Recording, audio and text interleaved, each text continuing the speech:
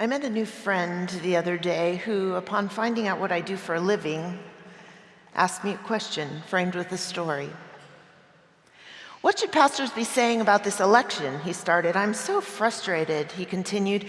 "After church 2 Sundays ago, I pulled my pastor aside during coffee hour and I said to her, I'm surprised you're not talking about the political situation in our country. I mean, not even a reference." So I said to her, "Pastor, can you tell me how my faith might help me make sense of this unbelievable time in which we find ourselves in this country?" She looked at me and, just shaking her head, said, "Well, I guess all I can tell you is that you should pray about it." My new friend looked at me incredulous. "Can you believe that? Pray about it?" Her answer made me despair for the future of the church, he said, because if we're not talking at church about how our faith informs our everyday lives, and especially this election cycle, then what is the point of church at all? Indeed. In these next 3 weeks leading up to political conventions, our airwaves littered with the rhetoric of candidates and pundits, it's an especially good time for us to think about what it means for our lives when God gets political. And don't let anybody tell you that God doesn't. Our lectionary passages over the next 3 weeks come from 2 ancient prophets, the prophet Amos and the prophet Hosea, 2 men tasked by God with reminding the people that their faith has political ramifications, that God has some opinions about the state of our corporate life, and that God is not afraid to share them. It would be difficult this morning for you and me to delve deeply into the words of the prophet Amos without some understanding about the political situation in Israel at the time that Amos was bringing his message. About 300 years before Amos lived, the people of Israel begged God to give them a king so they could be just like all the other nations around them. This whole king experiment started out fairly well and perhaps hit its high point with the monarchy of the famous King David, but it went steadily downhill after that, until at the end of Solomon's reign, David's son, the nation broke into 2. Guarded borders, separate monarchies, all of that. And you should know that the kings who ruled both Israel and Judah were, as a whole, inept. Some of them were downright corrupt. By the time Amos was called by God to prophesy, something was terribly wrong in the basic fabric of the society in which the people of God lived. And so Amos was asked by God to show up at the temple one day to report on a vision that he'd had, to let the people know that God was not happy with the way things were going, not one bit, and that they'd better shape up or God's patience was about to run out altogether. Unfamiliar with the work of a prophet? Old Testament scholar Walter Brueggemann describes it like this: prophets are called by God to have an impact on persons, to impinge upon perception and awareness, to intrude upon public policy, and to evoke faithful and transformed behavior. In other words, when asked about how our faith informs our current political situation, a prophet would never say, "I guess all I can tell you is that you should pray about it."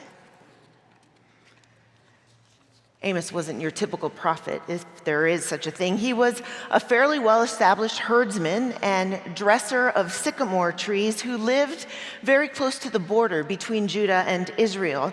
He was not a priest. He had no religious training. He was a farmer, just a regular guy out taking care of business when he had a vision from the Lord, along with instructions to pass the message along.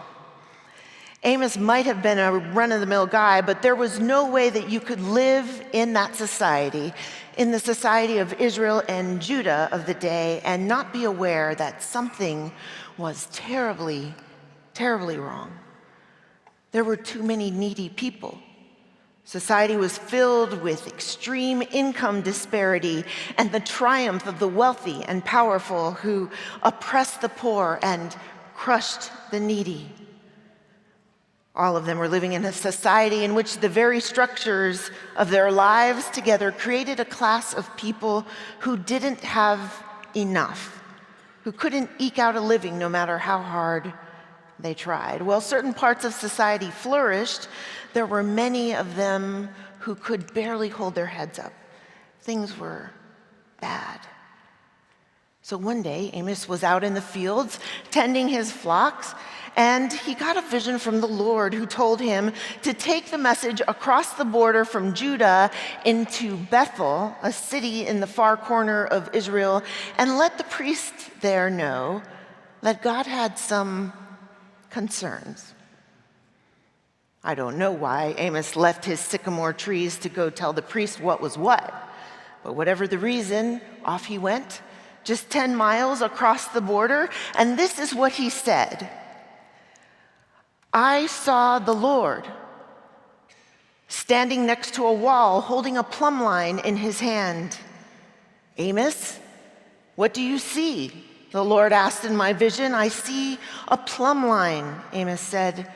And then God said, I am setting a plumb line in the midst of my people Israel. And with that, God got political.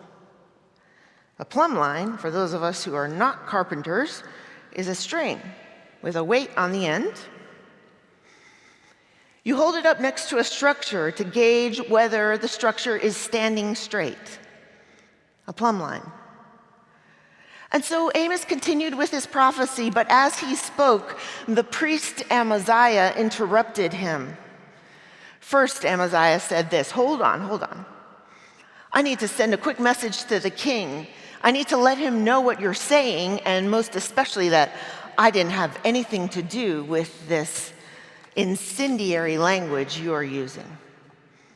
Now, there's no way that Amaziah the priest could not see the poor congregating at the gates of the temple begging for an honest day's work. What he offered Amos was an interruption that failed to take responsibility for the moral rot of the society in which he served as a leader. A practiced distance between himself and the systemic failure that he could see all around him.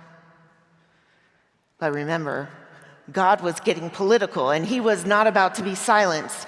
And so his prophet Amos continued. You might imagine Amos saying, the plumb line is hanging straight and true, but this wall you have built, this society that you lead, is desperately crooked and fundamentally flawed.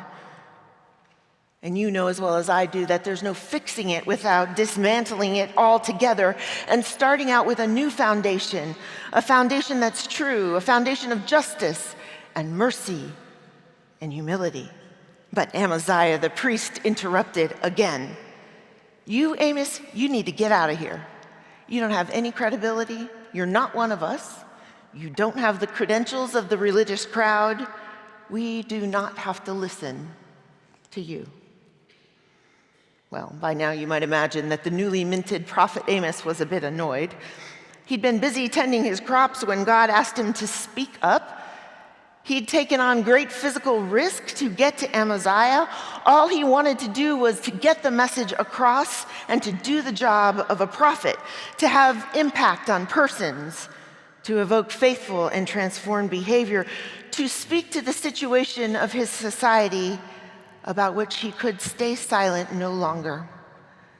Things were too bad. God's call to him to speak up was too strong. And so Amos fired back at Amaziah. You say I shouldn't speak up, but the situation is so dire that if somebody doesn't do something soon, that wall we're building is going to come tumbling down because God is watching what is going on here.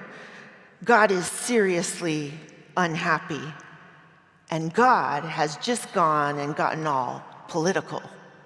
So you better listen. It has been thousands of years since Amos was busy dressing his sycamores when he got interrupted by God.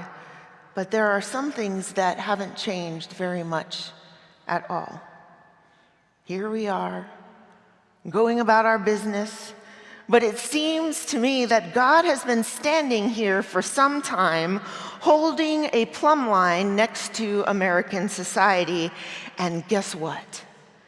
This wall that we have been building is desperately crooked. It's leaning and it's unstable. It's threatening to fall if somebody doesn't get the message across loud enough and long enough to intrude upon public policy, to evoke faithful and transformed behavior. We need a prophet because something has got to change. So, say that God has gone and gotten all political. And say that God has just passed right by all the professional politicians who make policy in our society, this society that proclaims freedom and justice for all. And say that God comes straight to us. Who? Us? Yes, us. And what if God says, go and prophesy to the people. This is urgent. Tell them the wholesale killing, public lynching, really, of black and brown people in our society has to stop. And tell them that the proliferation of guns in and among us has to end now. And most of all, tell them that the societal structures of white supremacy, deep income disparity, and a culture of fear that teaches us violence is the way we solve our problems, all of that, take it down, and start again. What would happen if we spoke up with God's political message? Well, I'll tell you what would happen. We would get interrupted, just like Amos. Powerful and influential people would jump right in and interrupt a prophecy like that with comebacks like this. Well, he did have a criminal record. Or, see, it's the protesters causing the problems. Or, guns don't kill people. People kill people. Or, why are you making this about race? Don't you believe that all lives matter? Or they've got it coming to them. They could have gone to college instead of selling cigarettes on the corner. Or the Second Amendment protects my right to bear arms. If people were armed, they could protect themselves. And you know as well as I do that when the prophets find the courage to speak, the interruptions will continue, talking louder and imposing discriminatory policy and passing out assault rifles and claiming superiority because of the color of my skin or the money in my bank account. And these interruptions will work to silence the voices of the prophets, to discredit their truth-telling, to advance the lie that the wall is straight and true and strong as can be, and hey, let's build another wall, a big wall, and let's make Mexico pay for it. But that won't work, because when the interruptions are silenced and the dust settles, you and I, we will keep seeing the vision, like Amos. A vision of God getting all political, standing next to a wall and holding a plumb line, and maybe God will say, see, I am setting a plumb line in the midst of my people, America. Or maybe God won't have to say anything at all. It is just that obvious, because it always is when God gets political. Perhaps you have felt like me this week, discouraged, grief-stricken, void of any hope. It surely would not take more than glancing at a newspaper to feel that way. But if you're not there yet, just take a look at the video of Philander Castile's death and the little 4-year-old in the back seat. Listen to her voice comforting her mother. It's okay, Mommy. I'm right here with you. Friends, this wall is leaning. It is teetering precariously. And if the voices of the prophets don't ring out in every corner of this nation, then this wall that we are building is going to come tumbling down, because God is watching what is going on here. God is seriously unhappy. And God has just gone and gotten all political. You and you and you and me and you, all of us. Maybe we're just busy tending our herds or whatever the modern day equivalent of going about our business might be. But God has stopped us in our tracks to say it is time for us to speak up. To say that white supremacy has too long held sway in this country. To say that semi-automatic weapons for sale at Walmart and regular elementary school drills in case of a gunman are not okay. To say that a routine traffic stop should not be a death sentence.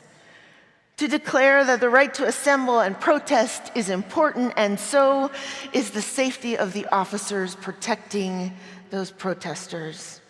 We can do better. God is calling us to do better. So step up, all of you. Become the prophets that God is calling you to be. Raise your voice loud. Tell the truth clearly. Ignore the interruptions. Because when God gets political, He's serious. He will stand next to the walls we build and hold out the plumb line of righteousness. He will keep calling and sending prophets, maybe even you or me, to call for divine justice, to roll down like waters and righteousness like an ever-flowing stream.